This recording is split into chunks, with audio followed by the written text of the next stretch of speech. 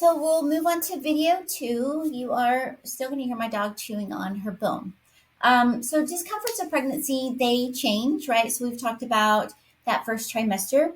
I think that's a really nice picture all the way on the left where it says pregnant. That one on the right is showing you the angle of the pelvis. And the one, you see that cross section of the uterus. We talk about the round ligament quite a bit in obstetrics and gynecology. I used to think that that was actually a round ligament. So the round ligament actually kind of looks like a butterfly when it's all stretched out. So remember, the round ligament is really, really thick. You can't see the bones in that cross section is the only thing. But if you look it up online, you can see. So it's attached to the bony pelvis. And if you remember that the fallopian tubes and the ovaries are not attached to anything, right? And really the only thing the uterus is attached to is the cervix and the vagina. So that the purpose of that biologically is so that the uterus can grow and move. But the round ligament kind of holds everything like between two pieces of really thick plastic. So it holds everything there, but it's stretchable. It will stretch, it will move. If you think back to, sorry, we haven't talked about that. So when we talk about round ligament pain, which you will hear all the time, women describe it very differently as like a lower stomach ache or pulley pain, sharp pain out of the groin or the hip. It's most common during that 18 to 24 weeks because that baby is really growing during that period of time. It feels like, if any of you guys have been pregnant before, it feels like something catches kind of down in your hip bone, like right at the groin. So you can see like right here, let's pretend that bony pelvis is here. The round ligament, the way I explain it to patients, I do get out this picture so they see what's happening. But as this continues to grow, so look, this is where this is where it was attached to the uterus.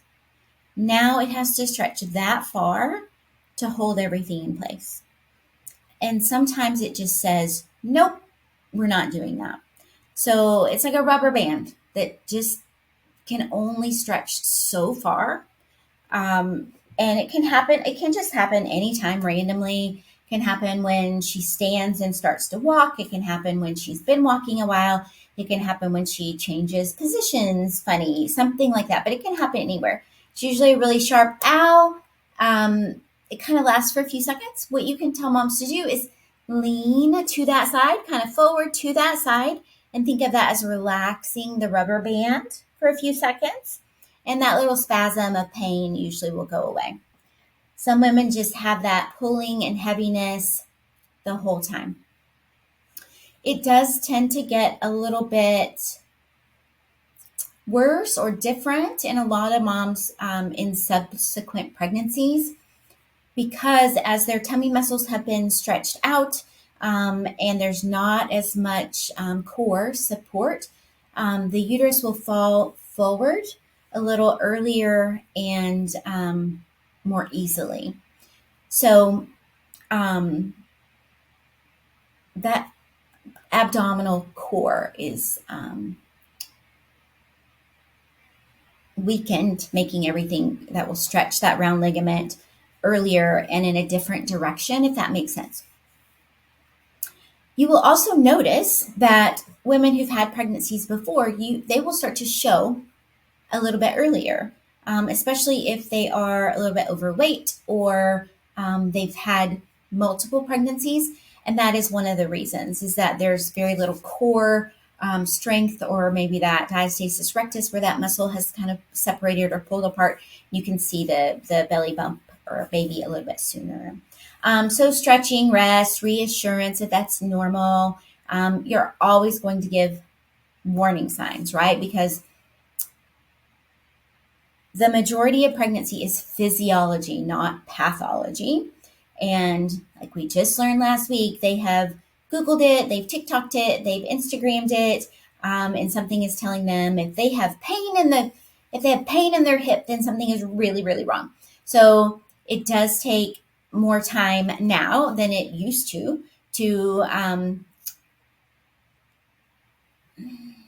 I don't want to say convince, but educate the mom on what is normal and what is not.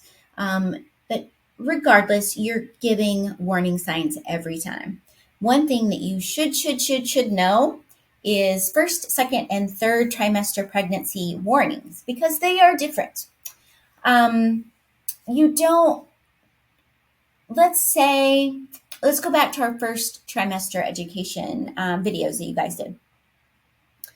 If a mom doesn't have a history of chronic hypertension, she doesn't have any kidney disease, giving her PIH warnings doesn't make sense. PIH occurs in typically the late second or the third trimester.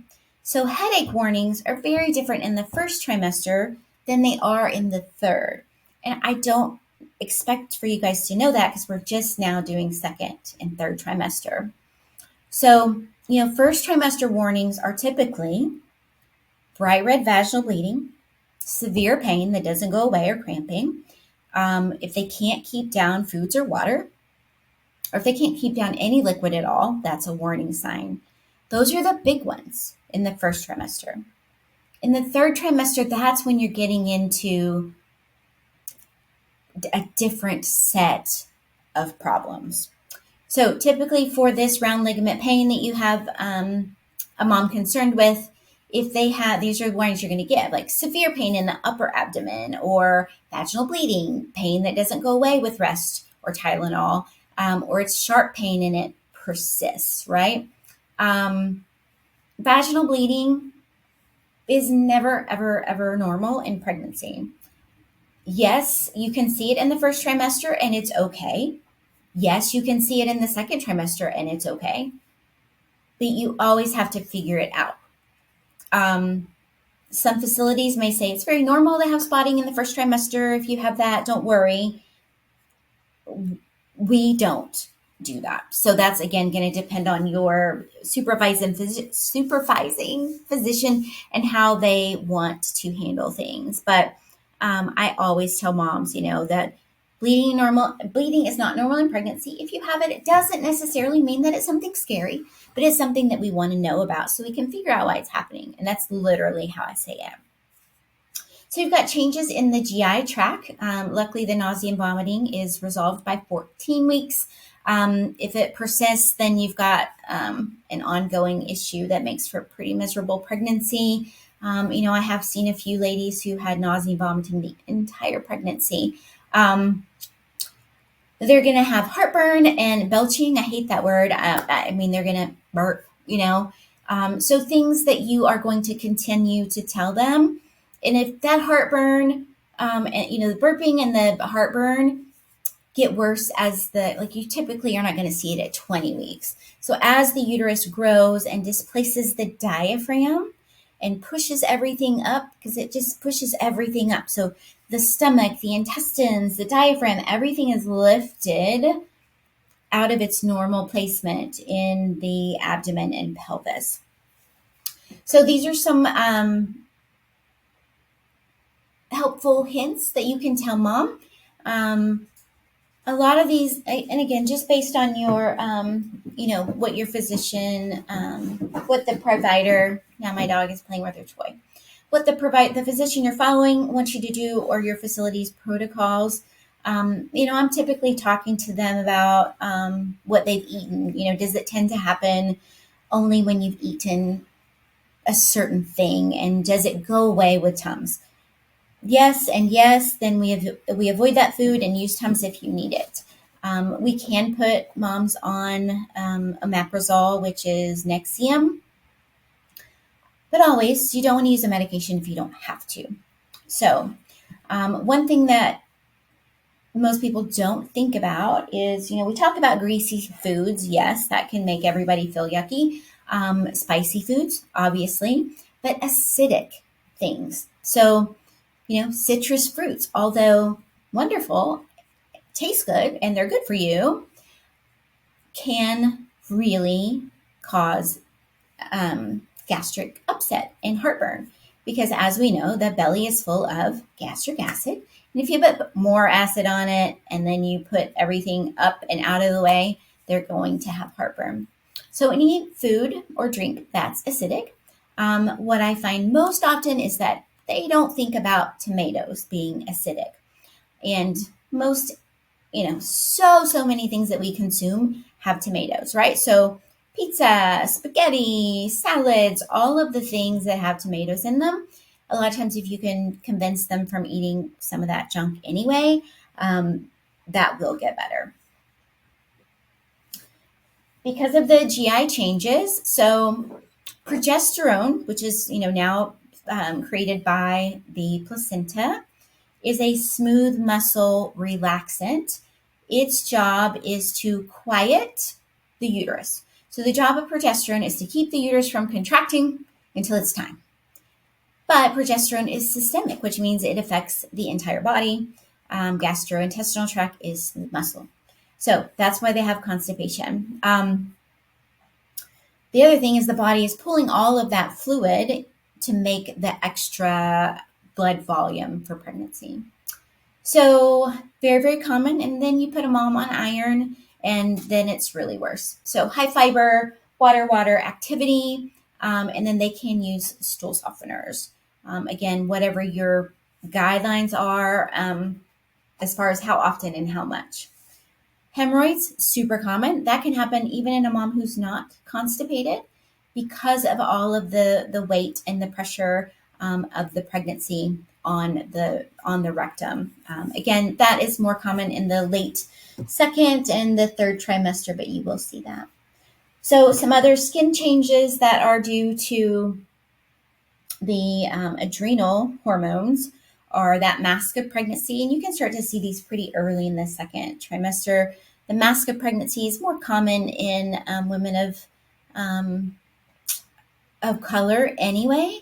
So you're going to see that because it's in the melanin, right? And women with lighter skin have less melanin. So women with more melanin are going to have more changes in those cells. So you can see that on the skin, particularly in the face, around the nipples, down the belly. You'll see that a lot, just right along where, that ab muscle should be. This is also where we start to get our stretch marks. I've certainly seen lots of women without a single stretch mark, and mine were horrible everywhere. My daughter said, "Wow, you look like a tiger." So it just depends on the person and their skin. Women think that they can use all these things. Yes, keeping the tummy moisturized and you being hydrated will help keep your skin healthy overall. But I kind of find that people are either going to get stretch marks or they're not, right? That can happen, if you have a friend or you who's ever gained quite a bit of weight and then lost it. There are going to be stretch marks there. So those are pretty common. We once had a mom who had a cocoa butter belly cream that was like super special, expensive or something. And it actually had cocoa in it. Well, it took us a while to figure out why her baby's heart rate was always elevated, because she was putting this cocoa, whatever, that it also had caffeine in it for her skin. She would put that on after she took a shower before her appointment, and we could not figure out what's going on and sent her to the maternal fetal medicine. And luckily, they asked more questions and figured out that was what's going on. And once she stopped using that, the baby's heart rate was perfectly normal. So it wasn't scary, like we need to put you in the hospital. It was, this should be 140 and it's 160. What's going on? This is when women start to get little spider veins. If they have varicose veins, they're going to get probably significantly worse. If you have a mom walk in her first trimester and she has a history of varicosities or she has varicose veins, you just tell her start wearing compression socks or compression hose now. Wear them every day, all the time, all the time. So hormonal changes of pregnancy basically affect every system of the body. So because of thinking about where it is, the thyroid, TSH, and HCG, which is the early pregnancy hormone, will bind to the same. Sorry, let me back up. The thyroid hormones, T3 and T4, will bind to the same sites as. Okay, hold on, I'm listening to my dog and I'm not thinking.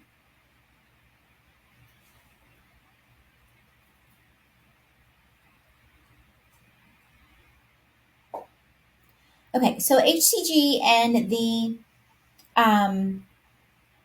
TSH will. Sorry. See, I told you guys you didn't want me to do this. HCG and the thyroid hormones share binding sites in the body. So if you did a TSH in the first trimester, which a lot of people do, even though it's not written down that you should or anything, if you have an elevated TSH, that can be normal in a woman who does not have hypothyroidism, that it's non-diagnosed hypothyroidism, and you have an elevated TSH, but her T3 and T4 are normal. This is not hypothyroidism. When she gets out of that first trimester and those hormones start to decrease, that HCG starts to decrease, you retest, the TSH is going to be normal. So because you have that increased amount of thyroid hormone, that's what's going to happen. So those are other reasons why women in early pregnancy will have heart palpitations. They're sweaty. They have mood swings. Just when we say it's the thyroid, I mean the hormones. Yes, it is, but part of that is the thyroid hormone.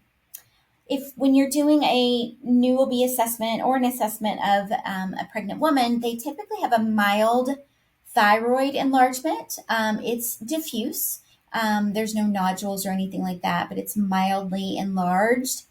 That's very normal because of this thyroid change.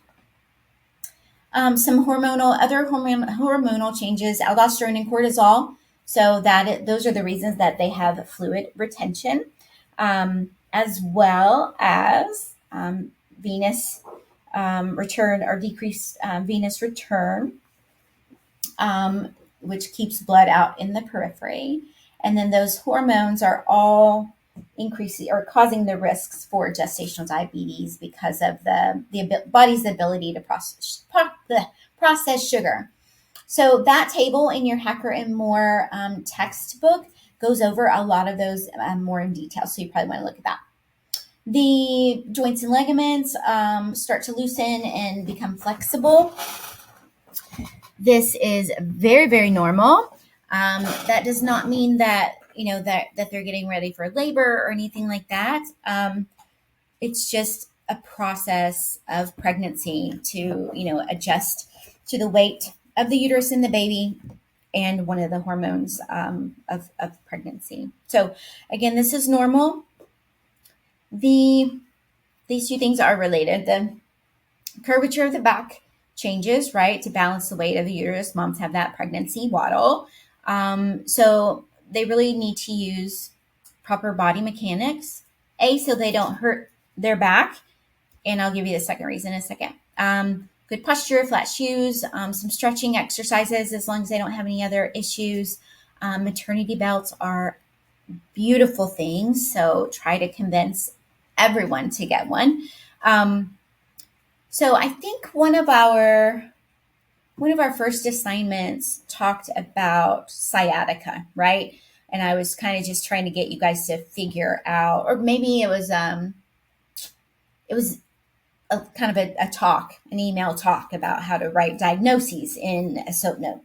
Either way, we talked about sciatica. So because the bones in the back and pelvis and everywhere, honestly, are loose, that's why moms can have more back related problems. So that sciatic nerve, starts from the big tree trunk in the lower back, and it can get out of place. So those bones are moving around where they don't normally, and they can kind of pinch that nerve. And the sciatic nerve, if you've never had this, I'm so happy for you. But it starts in the back, and it radiates right here to the hip, to that where you can feel your bony prominence there. It goes right there, and then it comes around, wraps around the front of the leg, and then the back of the calf, even to the foot. So that severe version goes all the way down to the foot. You can't relieve this pain with Tylenol because it is nerve pain. It's pretty miserable. They can't get comfortable. I get it for no reason. So that's, the maternity belt. Everything kind of helps keep everything in place. That continued activity and exercise that you have talked to them about that first trimester needs to continue, because that does help keep the core muscles stronger, which, as we all know, if your core is stronger, your back is stronger because it doesn't have to work as hard. So there is something called lightning crotch. There's not really a medical term for it, but this is what people know it as. And this is, as soon as someone starts to describe it, you say, yep, does it feel like someone kicked you in the vagina? And yes, that's exactly what it feels like. So it's like an electric shock that either feels like it starts in the vagina and shoots up into the uterus, or the other way around. It definitely will scare someone. Even when you educate them that this could happen, it is scary because it is quick and it hurts so bad. It will take your breath away and stop you in your tracks. Obviously gets more common as the pregnancy progresses and the uterus puts all those pressures on the nerve. There's nothing wrong with it. It's normal. Most women will just have it like a few times. But as that pubic symphysis starts to separate a bit and stretch out, that's what causes this. So again, some nice things about, or some issues and nice things about second trimester. So I don't know if you guys read this or not. Because we need more oxygen, right? So you have more blood volume for the placenta for another human. All of those things need extra oxygen as we build red blood cells because we need more hemoglobin and hematocrit. So the body does amazing things. The maternal nose, the nares, actually are bigger than non-pregnant. They do grow and kind of stretch out. The body sends or creates an enormous number of new capillaries to the lungs, the mouth, and the nose. So to get every bit of oxygen that it can. This is why women have nosebleeds and their teeth can bleed easily while pregnant. So you have to reassure them this is normal. But again, if you have, show them how to hold a nosebleed. It's not that back, it's pinch the nose, hold it forward. If they are bleeding profusely and it doesn't stop, then they need to go to the emergency room, just like you would tell anyone. Gums can bleed. If that happens every single time and they can't get it to stop, you probably need to check their platelet count. But again, very, very common. So one of the things that should have been in your first trimester video was that you need to see your dentist for regular checkups during pregnancy. Not because of this particular reason, but, if they do have a gum issue, then yes, they can have extra bleeding during pregnancy. The purpose of those regular dental cleanings are, of course, general wellness, and we know we have a very strong hypothesis that dental caries or the bacteria in your mouth when you do have cavities can actually, or get down into the gums, actually increase the risk of preterm labor. So usually when you explain it like that, nobody likes a dentist, nobody. But when you explain it like that it's important for their baby, then they're more likely to do that. Depending on where you work, they may not have dental insurance, or it may take months to get in for their cleaning if it's in a public system. So while they are there in front of you, schedule it. And so at least you have done your due diligence about getting them in for a dental cleaning. Increase in vaginal discharge is normal. It's typically white, clear, kind of egg white looking in nature. If it itches or burns or changes in color, that's not normal. In the second and third trimester, it's watery, which can be very, very tricky to figure out. I just tell people, if you're not sure, if you're just not sure, come in, right? But amniotic fluid is watery, not stretchy with a substance like discharges, right? Amniotic fluid would run through your hand where you could hold vaginal discharge in your hand. Sorry, I know that sounds, but in your glove. But that's the difference. So if it's something that she always has, it hasn't changed, that's fine. It's from all the blood flow to the cervix and the vagina. It is part of one of the things that the progesterone does is to create that mucus plug, which people think it's there. It's like a plug, like a cork in a wine bottle. And once it comes out, then everything else comes out. The body is continuously making mucus and replacing it there. So you've got all that blood flow, keeping everything moisturized and healthy. Again, swelling, normal. Laying on the left side is more helpful for decreasing edema. We always tell moms to lay on their left side anyway, because it does promote venous return to the heart. Avoid added salt. Avoid anything processed or prepackaged as much as they can. Since you have really, really talked to them about it on that first trimester and you are watching their weight every time they're there, hopefully they're not doing that at all.